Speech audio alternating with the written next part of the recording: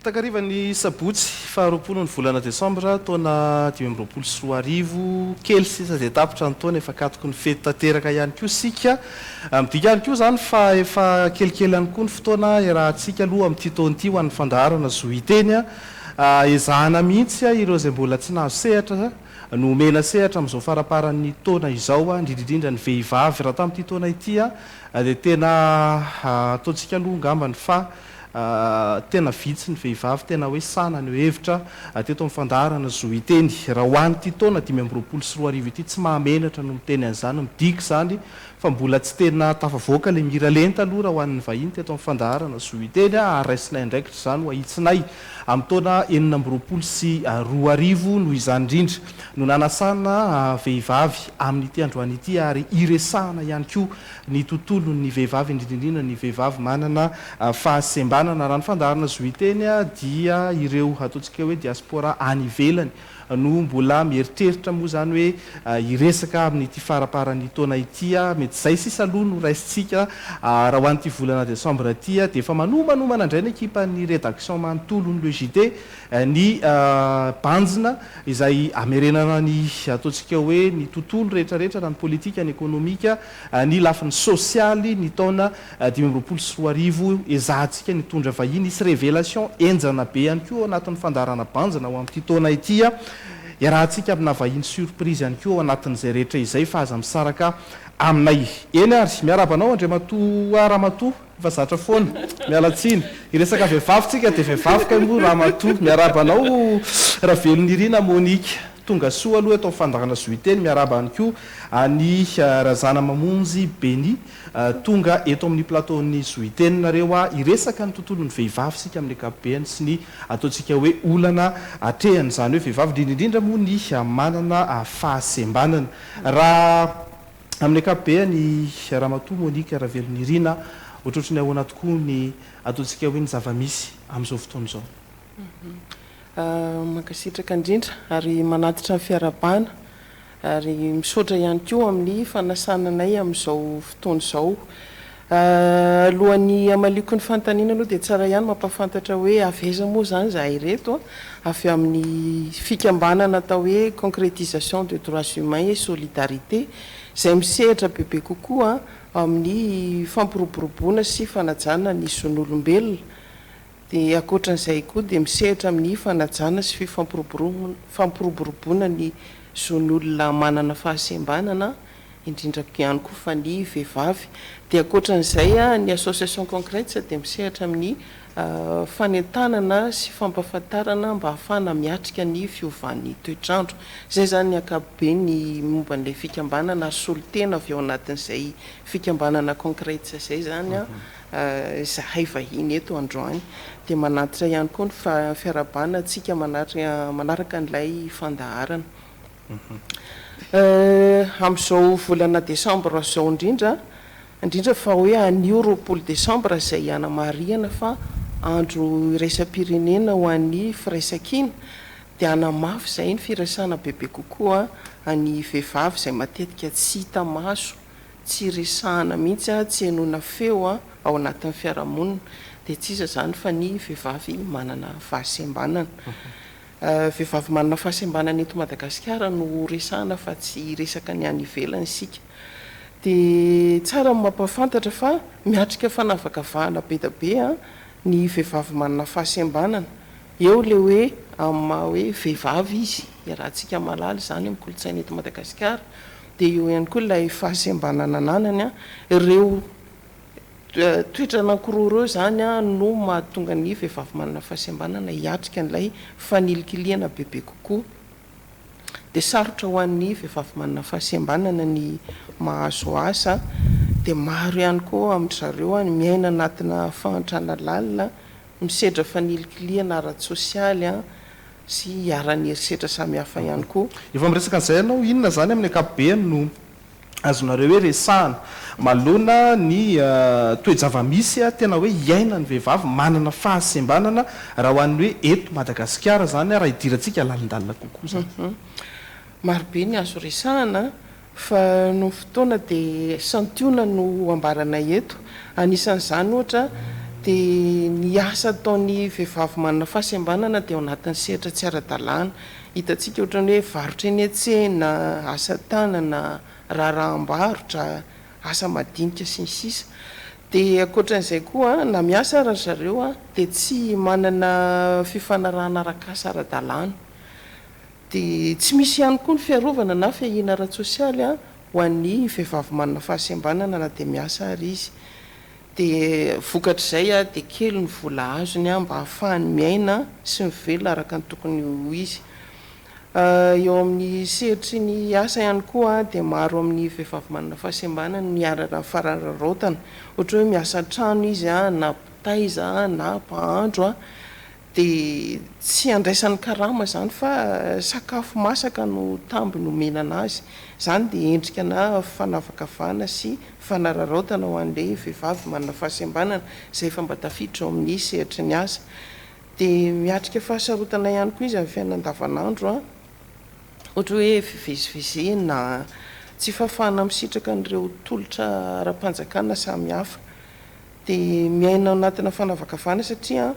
eritreretin'ny fianakaviana ihany koa hoe enatra ny fananana vehivavy manana fahasembanana ao anatin'ny ankohonana anankiray. Dia matetika zareo ny tsy mba misitraka n'izany hoe zony amina resaka lova,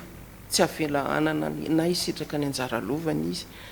Dia na dia eo ara ny fahaizana sy fahalalana ananany dia mbola miseho ihany endrika fanilikiliana sy sakatsakana samihafa. Hitantsika izany any amin'ny toeram-piasana izay mametraka fepetra hoe tsy maintsy manao visite d'aptitude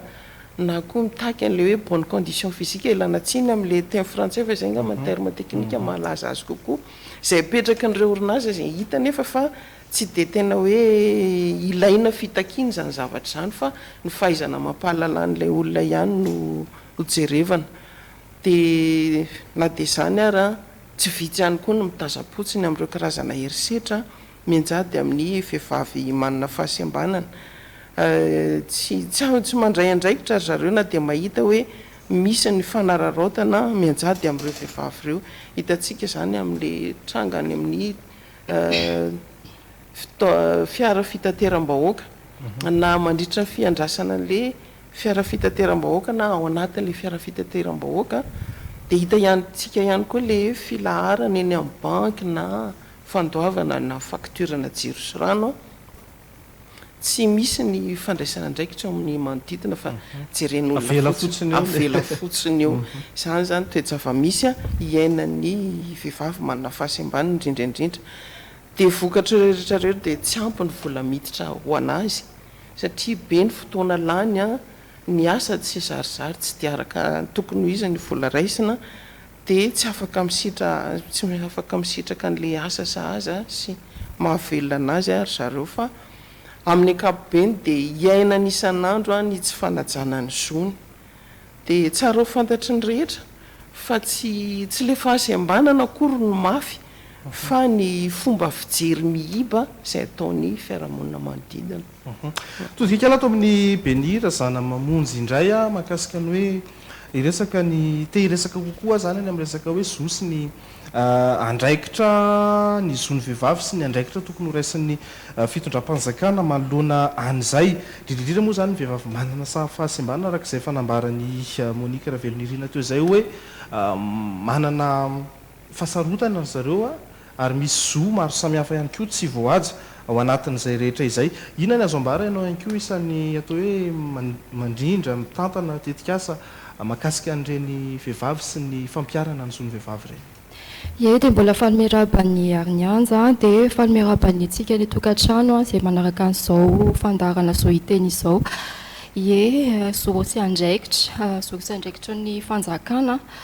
Raka ny voalaza teo anisan'ny tena marefo ny vehivavy manana fahasembanana. Voasikajo ao anatin'ny olona marefo izany ny vehivavy manana fahasembanana. Tabataba matetika foana isika hoe tsy voaja zon'olombelona eto Madagasikara. Dia nefany isan'ny tokony hisitraka zon'olombelona vehivavy manana fahasembanana. Dia nefa raha ohatra hoe mahatsiaro tsika hoe voahitsaka ny zotsika, ny akamaroantsika mahatsiaro hoe voahitsaka ny zotsika, dia izy ireo kosa nefa ataoko hoe 900 amin'ny zony mihitsy no voahitsakitsaka. ohatra hoe iainam-pamindrehana anana farim-piainana sahaza isitraka fampianarana fanahaka amin'ny filany ao koa isitraka soara-pahasalamana ho voao amin'ny anohanana sy ny tahotra tsy ara-ny herisetra be dia be fa ny fepetra ahafahan'zareo misitraka an'ireo zon'ireo dia mba ahafahan'zareo misitraka an'ireo zon'ireo zany dia tokony misy fahafahana misitraka na mampiasa tolotra sy ny foto-dravitra zany hoe ny accessibilité raha araka ny teny frantsay moa zany dia ny fanohanana azy mba havita teny na ny hoe autonomisation nakatoavin'ny fanjakana malagasy lalàna raisam-pirenena makasika ny zon'ny olombelona ny zon'ny vehivavy zon'ny olona manana fahasembanana rehefa nakatoy izany dia nanaiky na koa hoe raha tia nazavazava kokoa dia hoe naka engagement nanao engagement izy hanatanterahana sy aharo an'ireny zo ireny hitantsika nefa ny zava-misy mbola lavitra dia lavitra ny ezaka tokony mbola atao anisan'izany ny fampahafantarana ny fanajana sy ny fampanajana raha ny fanatanterahana ireo voalazan'ny lalàna sy ny lalàna raisam-pirenena voalazako teo ireo dia anisan'izany koa ny fanovana ny fanovana toe-tsaina sy ny fomba fijerin'ny fiarahamonina rehetra amin'ny ankapobeny zany amin'ilay hoe izay koa ao anatin'ilay fampanajana koa manko izay dia ao koa ilay fampitoviana lenta azy ireo ho toy ny olom-pirenena rehetra afaka mandray anjara feno amin'ny fampandrosoana ny firenena dia ao koa ny eto kamaranako anazy angamba dia ny fandraisana fepetra ho an'ny fiampiantiana tena marina aingana miaraka amin'ny fahafahan'ireo vehivavy ireo mahavita tena. Ina zany mety hoe vaholana azontsika ho atolotra aloha zany indrindra mety hoe eritreretinareo ihany koa ao anatin'izay toe-java-misy izay mba tena tonga nireo hoe vehivavy manana fahasembanana ireo tena mba iaina tahaka ny vehivavy rehetra ohatra azy sy tahaka ny olom-pirenena rehetra. Marobe ny tokony atao dia anome vahaolana vitsivitsy zay fa tsy voafetran'ireo ihany fa hoe isariana sainy mpanaraka amin'ny fandaharana indrindraindrindra fa ny tompona andraikitra izay antefan'le fandraisana fanapahan-kevitra eto amin'ny firenena voalohany amin'izany ohatra dia ny fampiarana ny lalàna aloha fampiarana ny lalàna izay mahakasika ny mahatsiara-dalàna ny fanilikiliana sy ny fanavakavahana io lalàna io efa nisy efa ela fa hatreto zany dia hitantsika fa tsy misy mihitsy ny fampiarana azy dia asa raha hoe raha misy tokoa zany ny fandikana ny lalàna io mba misy fepetra raisina ve ho an'ireo mpandika lalàna dia ankoatran'izay koa ny fandraisana fepetra azo tsapaitanana mba hanatanterahana ny zon'ireo vehivavy manana fahasembanana ireo ohatra hoe amin'ny lafin'ny fanabeazana fivoizana ny fanomezana azy asa sahaza amin'ny alalan'le ohatra hoe quota ataon'le orinasa tsy miankina mba ahafahana mandray an'ilay vehivavy manana fahasembanana dia misy koa ny hoe tokony omena fiofanana arak'asa sahaza azy koa ry zareo dia tokony atao ihany koa ny fametrahana politika mazava mahakasika ny fomba hanatanterahana ny zon'ny vehivavy manana fahasembanana dia misy programa nasa mazava mifanaraka amin'izay dia rehefa miresaka programa mazava sy matipaika atsika dia tokony misy ihany koa teti-bola mifanaraka amin'izay fa tsy ajanonao soratra fotsiny dia tohanana bebe kokoa ihany koa ny tetikasa mba ahafahana manatsara ny fidiram-bolan'ireo vehivavy iverenao kely le teti-bola teo rehefa mba misy teti-bola apetraky ny fanjakana sy programa matipaika dia tsy voatery andro mpamatsy vola foana zay vao afaka anao zavatra ho an'ny vehivavy manana fahasembanana izay zany mba hitana hoe vahaolana tsara dia ankoatran'ireo koa fanomezana sehatra mba ahafahany mitondra ny anjara birikiny amin'ny fampandrosoana satria tsy enta mavesatra izy rehefa afaka mandray anjara biriky dia afaka mandray anjara ihany koa amin'ny politika mpanjakana rehetrarehetra dia tiany mba tsara ho fantatra manoloana izay vahaolana izay hoe ny fahasembanana akory tsy fahaverezan-jo ary ny fanovana n'ilay fomba fijery manoloana ny vehivavy manana fahasembanana dia fa fihetsika anankiray ngezabe manandanja amin'ny fampientinana azy ao anatin'ny fiarahamonina. Amin'izao fotoana izao moa teraka vesatra ho an'ny olombelona rehetra mihitsy amin'ny ankapobeny resaka fiovaovan'ny toetrandro. Na atao hoe na isika izao ary dia efa mizaka an'izany amin'izao fotoana izao fa indrindrindrindra moa izany hoe ny vehivavy manana fahasembanana amin'ny andro normal ary izy efa somary sahirana raha izay toe-javatra misy ny resantsika teto izay maika moa izany fa ao anatina fiovaovana toetrandro izay miteraka olana be deaibe io amin'ny metraika amin'ny resaka toe-karena sy ny maro hafa. Ahoana ny fahitanao ny zava-misy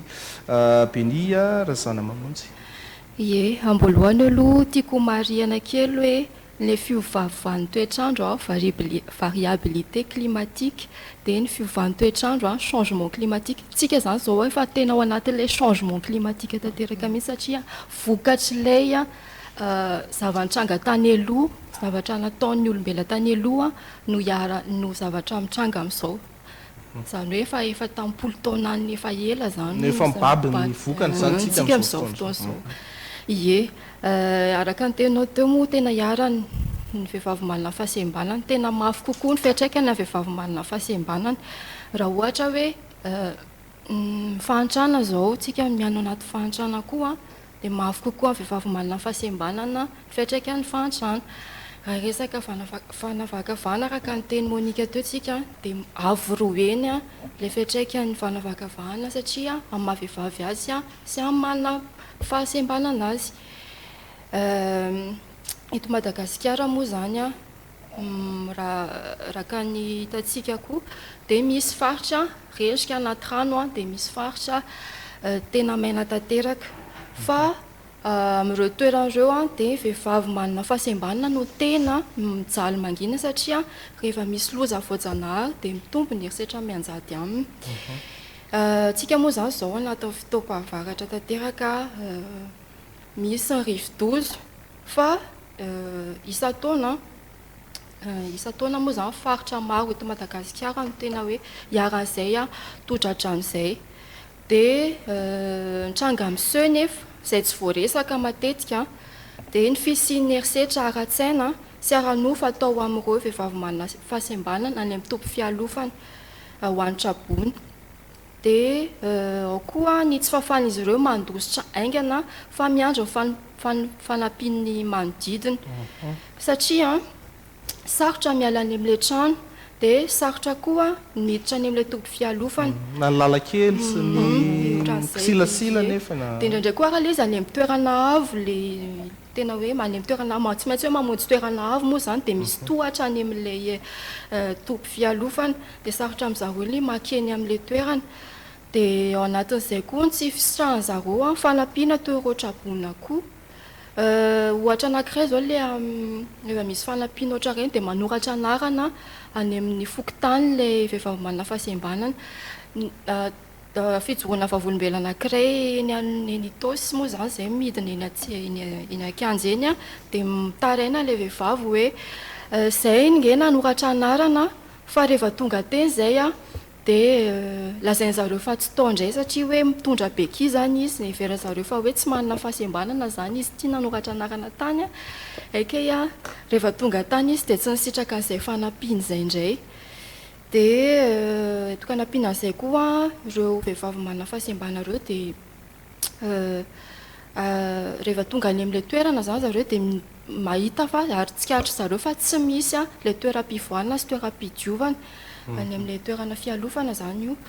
Dia ao koa ary zareo tsy voaharo amin'ilay halatra sy fisolokina any amin'ilay tompy fialofana misy zany ilay olona manararoatra amin'izy ilay manana fahasembanana io. Raha resahako manokana ny any amin'ny faritra iaran'ny tany ohatra ny any Tsimandrefana, any Anosy, any Androy dia ny aitany moa zany ny loza isan'andro sady mihamafy mandavataona fiantraikany satria tsy ampy na tsy misy mihitsy aza ny rano manodidina ny toeram-ponenany, tsy ampy na tsy misy mihitsy ny vokatra any ka tsy ampy ny sakafo very ny asa fivelomana toy ny fambolena sy ny fiompiana dia any ka tsy voatery ry zareo miankin-doha amin'ny vady na ny olo-kafa na ny ankohonany dia lasa mitombo azy moa zany ho fantrano ao anatin'izay. Ny akapobeany moa zany ny vehivavy manana fahasembanana no tsy misitraka rano indrindra satria tsy afaka mba hoe mandeha lavitra zany ry zareo akan'izay rano izay. Indrindra moa zany raha ohatra hoe ahandro sakafo zany a dia noho tsy fisy izay rano izay dia lasa tsy afaka misakafo. Raha misy anina moa zany ny fianakaviana dia ny hafa indray aza mivoajery ao anatin'izay fa tsy ilay vehivavy manana fahasembanana. Noho izany rehetra izany a dia tiako fehezina kely aloha zany ny zavatra tiako tenena teo dia hoe tsara zany raha ampidirina ao anatin'ilay dravitra fiatrehana loza ny vehivavy manana fahasembanana, jerena manokana fahafahan'ny olona manana fahasembanana miditra amin'ireny fialofana ireny mba tsy hanasarotra ho azy ireo zany ilay fidirany ihany, dia mba omena vaovao mora azy koa zareo tsy haiko zao ty fandarantsika ty hoe mety hoe misy an'izay hoe interprétation na hoe fandikanan'ny zavatra ataontsika eto izay amin'ny alalan'ny hoe feo raisina ho fanatsarana izay zantsika ny anao azy izay ny alalan'ny feo sary sy teny tsotra ireny. Dia ary koa tsara raha arovana amin'ny herisetra mandritra sy ao aorian'ny loza ry zareo. Iresaka kely momba fahasalamana moa zany zao dia raha ny fijoroana fahavolombelana ataon'ny vehivavy manana fahasembanana dia tena manamafy faharefon'ny zareo ny faharefon'ilay fahasalaman'ny zareo ilay fiakaran'ny maripana ny vokatry ny fiovan'ny toetrandro. Nisan'izany ny fahaseporana, ny fikorontanan'ny tosi-dra dia ny fikorontanan-tsaina, dia misy koa arany aretina miseho azy tsy fantatra hoe inona ilay tena aretina fa dia miseho azy fotsiny izao na mandeha makany amin'ny dokotera dia atao diagnostika tsy fantatra hoe inona ilay tena aretina. Dia raha ohatra koa resaka momba ny varira tena zakan'ireo varira ireo ilay danik'andro mahamay be raha araka ny voalaza moa zany zavatra ampitainy zareo aminay foana moa zany zavatra olona resahanay eto. Dia noho izany rehetra izany dia tokony hisy fikarohana manokana mahakasika ny fiantraikan'ny fiovan'ny toetrandro amin'ny toe-pahasalaman'ny vehivavy manana fahasembanana mba ahafahan zareo mandray fepetra mifanaraka amin'izany. Dia tokony koa hisy fandraisana an-tanana manokana ny vehivavy manana fahasembanana manoloana ny fiantraikan'ny fiovan'ny toetrandro na amin'ny lafin'ny fahasalamana zany na amin'ny lafin'ny fiahiana ara-tsosialy na amin'ny lafin'ny hafa ihany koa. Dia farany angambany dia hoe tokony ampandraisana anjara amin'ireo dingana famolavolana politika sy paikady hiatrehana sy analefahana ny fiantraikan'ny fiovan'ny toetrandro izy ireo. Todika kely atao amin'ny Monique Ravelonirina sady mamaraparana sika hoe ina zany no azonareo hoe amtinana aloha ny voalazantsika tamin'ity androany ity satria andro ny fanavaozana izao andro ny fanovana izao ary ao anatin'izay rehetra izay no enona daholo ny feo rehetra ary tsy misy fanavaozana azo atao eto raha tsy hainao avokoa ny feoan'ny rehetra ary tafiditra sy voakasika avokoa ny sehatra rehetra eto Madagasikara ary zay no mahatonga ny amin'izao ny adevitra mandeha be hoe fa maninona no atao roa taona ny kaninona ty ny fikoana ny enim-bolana mihoatra ny hoe elaela le fikoanan-doham-pirenena tsy mora io aloha raha fanazavana ara-teknika satria io kory tsy hoe olan'ny mpanao politika rery na olan'ny samy zareo mpitondra rery fa ny olo-pirenena rehetra amin'ny sokajiny avy dia tsy maintsy resahana ina no azo amidi-pitinana. Ie manatitra an'ilay voalazanao teo fa tena izay tokony izy hoe manana zo mitovy amin'ny olona rehetrarehetra ny vehivavy manana fahasembanana dia misy andraikitra be da be mihitsy raha tokony ataon'ny fanjakana mihoatra mba ho andry zareo. Dia raha jerena manokana ohatra ny vehivavy manana fahasembanana ka tohanana araka ny tokony ho izy dia maro ny vokatra tsara sady azo tsapaitanana hita eo amin'ny fiainan'izy ireo dia hita ihany koa amin'ny fiarahamonina ray manontolo. de raha misy zay fanoanana izay a de anana ny fahaleovatenany izy ohatra hoe mahazo asasahaza azy izy a na koa hoe manana ny manangana fiariana de miena ny visatra ho an'le ankohonana na ny fianakaviana sy ny fiarahamonina de mahavita ihany koa izy mandray anjara feno amin'ny fampandrosoana ara-toekarena ao anatin'ny fiarahamonina misy azy de raha metsara ny fari-piainany vokatra n'izay fanoanana zay a de afaka misitraka fahasalamana araka ny filany izy a de afaka ihany koa mahazo fanabeazana sahaza azy a sy manohy araka n'izay mba tratrany de miena ny fahasairanana vokatra ny fahasembanany mazava ho azy de afaka manana ny miaina ny famendrena izy de miaino anatina filaminana satria zay tsy fananana izay matetika ny mahatonga azy hiara-ny herisetra tiako mampatsiaro eto fa misy eny vehivavy manana fahasembanana hiara-ny herisetra ao anatin'ny tokantrano izany hoe herisetra ra-panambadiana zava-misy daholo zany ka raha ohatra metsara ny fari-piainana de mba miena n'izay herisetra zay a de afaka miaina milamina izy de raha manaraka n'le fanazavana teo tsika de hita hoe mifampiakana daholo zany reo rehetrarehetra voalaza teo ka raha ohatra ka hoe misy ny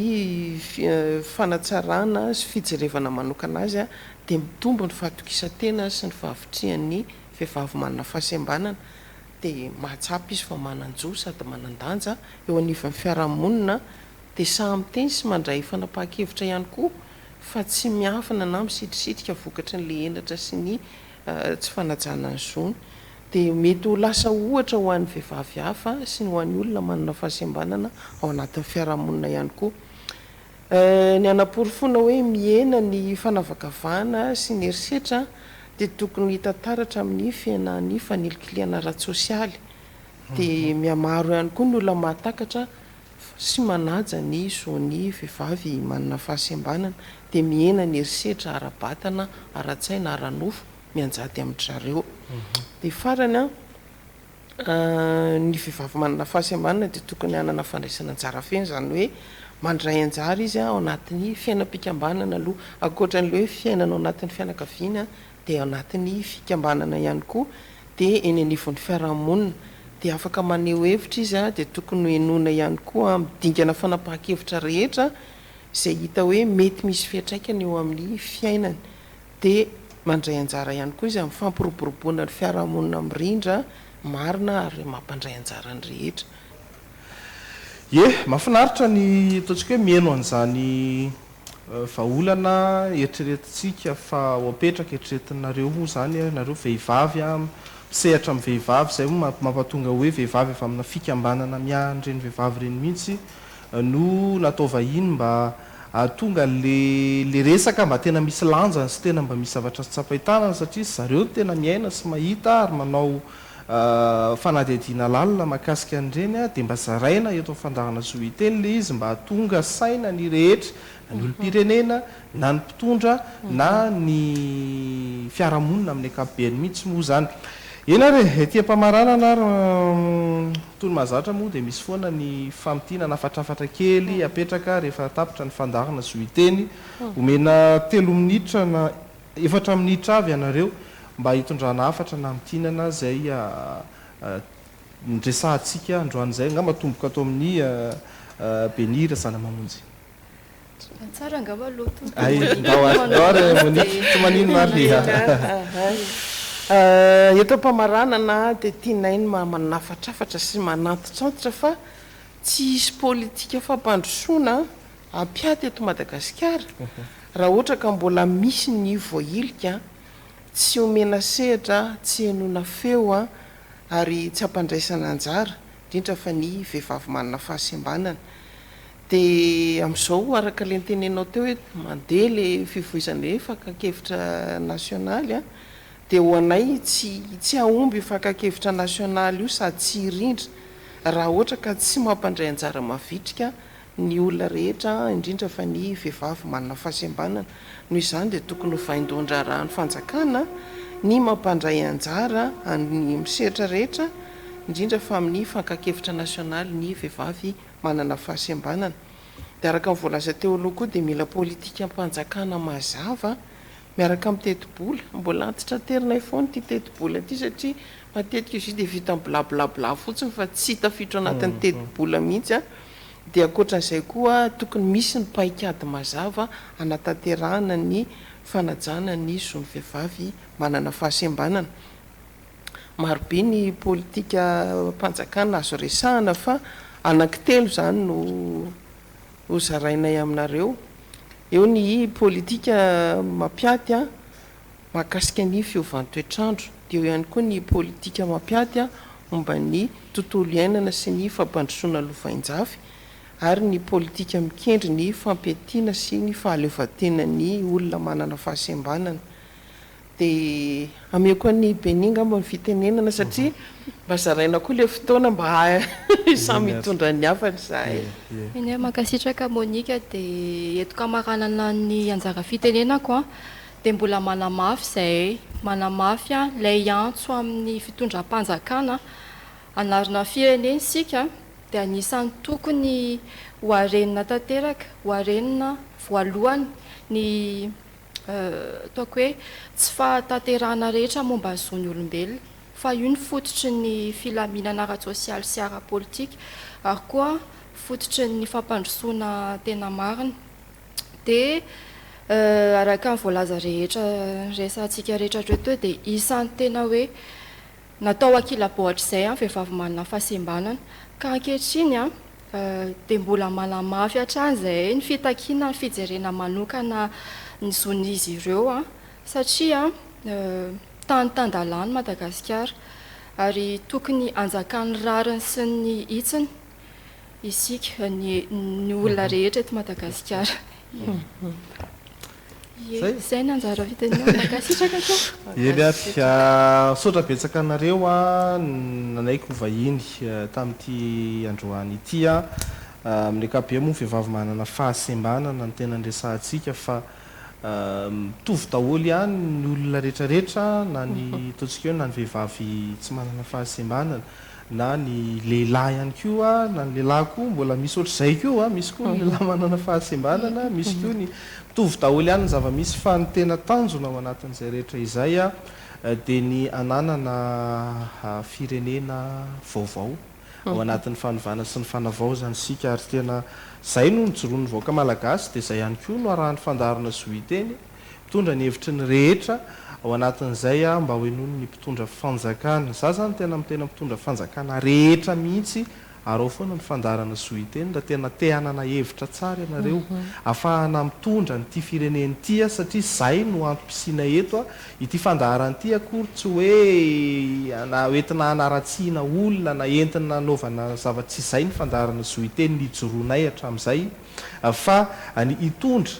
vahaolana avy amin'ireo hevitry ny olom-pirenena rehetra tahaka ny fakakevitra atao amin'izao fotoana izao ihany ny hevitra efa nandeha teto amin'ity fandarana zoiteny ity ny zoiteny be dia be nandeha teto a dia azonareo jereny reny fa misy hevitra ny olom-pirenena, ny mpanao politika, ny mpahay toe-karena hatramin'ny